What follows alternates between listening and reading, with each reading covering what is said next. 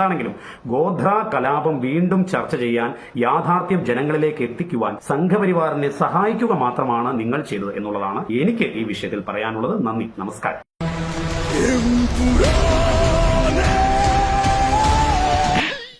നമസ്കാരം. എമ്പുരാൻ റിലീസിന് ശേഷം വാദങ്ങളും വാദപ്രതിവാദങ്ങളും കൊഴുക്കുന്ന സമയത്ത് അതിന്റെ അണിയറ പ്രവർത്തകർ ബോധപൂർവം മറന്നുപോയതോ അല്ലെങ്കിൽ അവരെ തെറ്റിദ്ധരിപ്പിച്ചതോ ആയ ഒരു കാര്യം മാത്രം സൂചിപ്പിക്കട്ടെ. ഗോധ്രയിൽ ട്രെയിൻ കത്തുന്നത് ഈ സിനിമയുടെ തുടക്കത്തിൽ വളരെ വ്യക്തമായി കാണിക്കുന്നു. അതിൽ ഹിന്ദു സന്യാസിമാർ കത്തി അമരുന്നതും കാണിക്കുന്നു. അപ്പോൾ ഗോധ്ര സംഭവം കാണിച്ചതിന് ശേഷം മാത്രമാണ് ഗുജറാത്ത് കലാപം ആ സിനിമയിൽ പോലും കാണിക്കുന്നത്. നമുക്കറിയാമല്ലോ, എല്ലാ അന്വേഷണ കമ്മീഷന്റെയും ഫൈൻഡിങ്സ് അത് തന്നെയായിരുന്നു. ഗുജറാത്തിൽ വളരെ വലിയ കലാപമുണ്ടായി. 790 മുസ്ലിങ്ങളും 254 ഹിന്ദുക്കളും 220ഓളം പേരെ കാണാതായി. അനൌദ്യോഗികമായ കണക്കിൽ 2000ഓളം പേർ കൊല ചെയ്യപ്പെട്ടു എന്ന് പറയുന്ന ഗുജറാത്ത് കലാപത്തിന്റെ കാരണം ഗോധ്രയിലെ ട്രെയിൻ കത്തിക്കലാണ് എന്നുള്ളത് എല്ലാ അന്വേഷണ കമ്മീഷനും കണ്ടെത്തിയിട്ടുള്ളതാണ്. ഈ ഗോധ്ര സംഭവത്തെ വളരെ സെക്കൻഡുകളിലൂടെ കാണിച്ചതിന് ശേഷം ഗുജറാത്ത് കലാപം ബോധപൂർവം ഒരു പൊളിറ്റിക്കൽ ഓർഗനൈസേഷൻ, ഒരു സംഘടന ചെയ്തതാണെന്നും അതിൽ ഇരയാക്കപ്പെട്ട ഒരാളാണ് മോഹൻലാലിന്റെ സന്തത സഹചാരിയായ പൃഥ്വിരാജ് എന്നുമുള്ള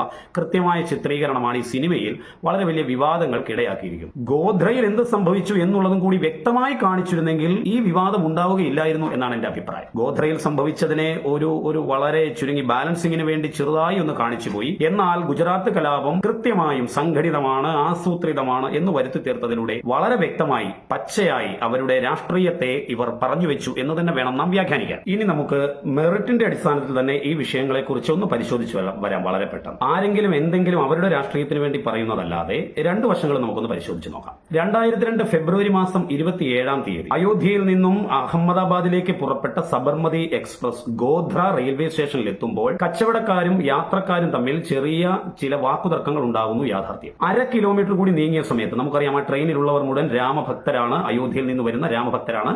അതിൽ ബഹുഭൂരിപക്ഷം പേരും കർസേവകരാണ്. അങ്ങനെ 1/2 കിലോമീറ്റർ നീങ്ങുന്ന സമയം ആരോ ചെയിൻ വലിച്ചു നിർത്തി ഉണ്ടായ കലാപം. വളരെ പെട്ടെന്ന് S6 കോച്ചിലേക്ക് തീ പടരുന്നു. സമീപസ്ഥങ്ങളായ കോച്ചുകളിലേക്കെല്ലാം ഈ തീ പടർന്നു വ്യാപിക്കുന്നു.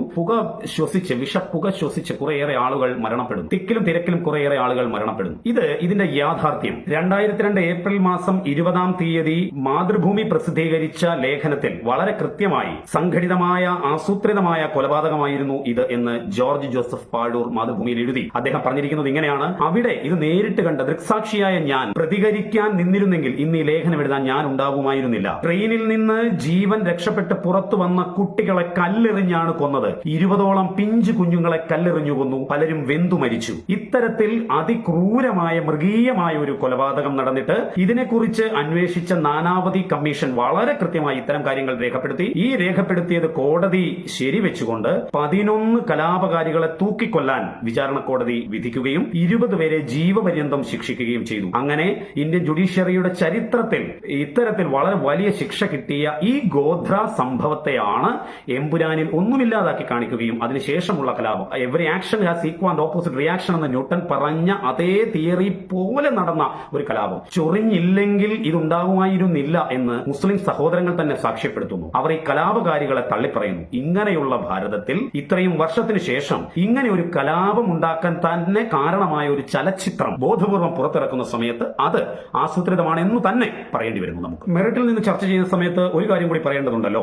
ഈ ഗോധ്ര കലാപം ബോധപൂർവമായിരുന്നില്ല, റെയിൽവേ സ്റ്റേഷനിൽ ഉണ്ടായ തർക്കം കൊണ്ട് മാത്രം ഉണ്ടായതാണ് എന്നും അവിടെ ആഹാരം പാചകം ചെയ്ത ചീരച്ചട്ടിയിൽ നിന്നുള്ള തീയാണ് പടർന്നത് എന്നും പറയുന്ന സമയത്ത് അതിനെ ഖണ്ഡിച്ചുകൊണ്ടുള്ള മലയാളത്തിലുള്ള ലേഖനത്തെക്കുറിച്ച് ഞാൻ പറഞ്ഞു. UC ബാനർജി കണ്ടെത്തിയ കാര്യമാണ് ഞാൻ ഈ പറഞ്ഞത്. ഇത് ഇന്ന് നമ്മുടെ സോഷ്യൽ മീഡിയയിൽ എല്ലാം കിടന്ന് കളിക്കുന്നു. UC ബാനർജി അങ്ങനെ പറഞ്ഞു, UC ബാനർജി ഇങ്ങനെ പറഞ്ഞു. UC ബാനർജി വെച്ച 5 അംഗ കമ്മീഷൻ അത് 2005 പ്രത്യേകത നമുക്കറിയാം. UPA ഭരിക്കുന്ന സമയത്ത് ലാലു പ്രസാദ് യാദവ് റെയിൽവേ മന്ത്രിയായിരുന്ന സമയത്ത് വെച്ച കമ്മീഷനാണ്.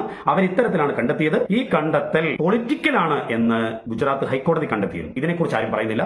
കൃത്യമായും അതിന്റെ ആവശ്യം ഉണ്ടായിരുന്നില്ല. അത് ഇല്ലീഗലാണ്, അത് പൊളിറ്റിക്കലാണ് എന്ന് ഹൈക്കോടതി തന്നെ കണ്ടെത്തിയിരുന്നു. അതിനു കാരണം കോടതി ചൂണ്ടിക്കാട്ടിയത് മണ്ണെണ്ണയിൽ തുണി മുക്കി അതിൽ തീ പടർന്ന് കോച്ചിനുള്ളിലേക്ക് എറിയുകയായിരുന്നു എന്നും ചില കലാപകാരികൾ പെട്രോളും മണ്ണെണ്ണയുമായി കോച്ചിനുള്ളിൽ കയറി കത്തിക്കുകയായിരുന്നുവെന്ന ദൃക്സാക്ഷി മൊഴിയുണ്ട്.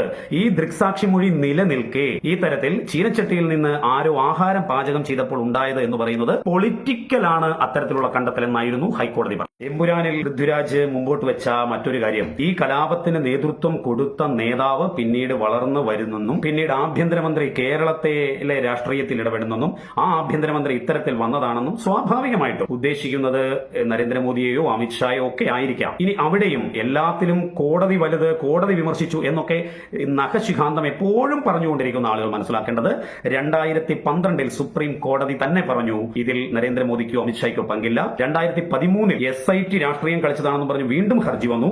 ആ സമയത്ത് SITക്ക് ക്ലീൻ ചിറ്റ് നൽകിക്കൊണ്ട് 2014 വീണ്ടും കോടതി വ്യക്തമായി ആ ഹർജി തള്ളിക്കളയുകയായിരുന്നു. അങ്ങനെയെങ്കിൽ ഇങ്ങനെ നിൽക്കുന്ന ഒരു വസ്തുതയെ ബോധപൂർവം വളച്ചൊടിച്ചുകൊണ്ട് കലാപത്തിന് ആഹ്വാനം ചെയ്യുന്ന പ്രവർത്തനം ചെയ്തത് എമ്പുരാൻ സിനിമയുടെ പിന്നിൽ പ്രവർത്തിച്ചവരാണെന്ന് തന്നെ പറയേണ്ടി വരും. ഇതിന്റെ യാഥാർത്ഥ്യം തുറന്നു പറയാൻ അവസരമുണ്ടാക്കി തന്നത് ഇതേ ആളുകൾ തന്നെയാണ്. ഈ യാഥാർത്ഥ്യം വീണ്ടും വീണ്ടും ചർച്ച ചെയ്യപ്പെടട്ടെ, എമ്പുരാൻ ചർച്ചയാവട്ടെ എന്ന് തന്നെയാണ് നമുക്ക് പറയാം. എന്താണെങ്കിലും സോഷ്യൽ മീഡിയയിൽ ആരാധക വൃന്ദം പൃഥ്വിരാജിനെ വാനോളം പുകഴ്ത്തുന്ന സമയത്ത് അദ്ദേഹത്തിന്റെ അച്ഛന്റെ പേര് കൂടി കൂട്ടിച്ചേർത്തിട്ട് പറയുന്നുണ്ട്. എനിക്ക് അദ്ദേഹം പറഞ്ഞതാണോ എന്നറിയില്ല, ഒരു പോസ്റ്റിൽ ഞാൻ ശ്രദ്ധിച്ചതാണ്. അച്ഛൻ എന്നോട് പറഞ്ഞിട്ടുണ്ട് സത്യം മാത്രമേ പറയാവൂ, ആദ്യം അല്പം ബുദ്ധിമുട്ടുണ്ടാവും, പിന്നെ മനസ്സിന് ഭയങ്കര സുഖം കിട്ടും. പക്ഷേ അച്ഛന്റെ സത്യത്തെ അല്ല മകൻ പിന്തുടരുന്നെന്നുള്ളതാണ്.